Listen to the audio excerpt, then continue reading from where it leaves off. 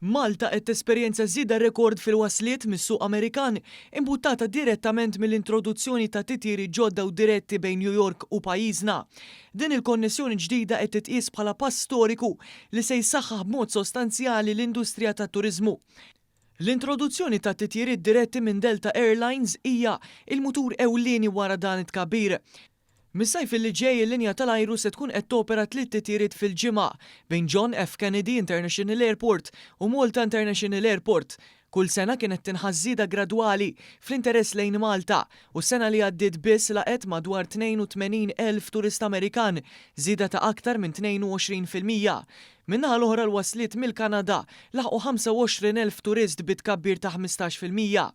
Carlo Micallef, il-kap eżekuttiv tal-Awtorità Maltija tat-Turiżmu, spjega li s-suq tal-Amerika ta' fuq għandu potenzjal enormi b'aktar minn 100,000 fruħ li jistgħu jkunu interessati f'destinazzjonijiet bħal Malta.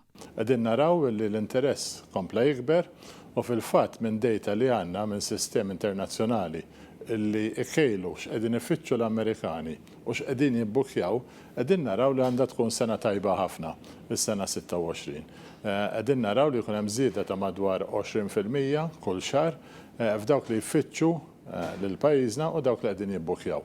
Hawn spjega li t-turist Amerikan magħruf bħala viżitaturi li fuq sew qiegħed tifittex esperjenzi sinifikanti l-kultura Maltija, l-istorja rikka, il-festi tradizzjonali u dak kollu li jagħmel lil Malta post uniku u awtentiku. Qegħdin f'pożizzjoni li dejjem nażlu l-aħjar dak li jaqbel mal-li nixtiequ mal-istrateġija tagħna, turist li jiġi pajjiżna għall-esperjenzi, turist iżjed matur, fuq mill-25 sena ħafna minnhom li jiġu pajjiżna sabiex li jesploraw dak kollu li għamilna Maltin.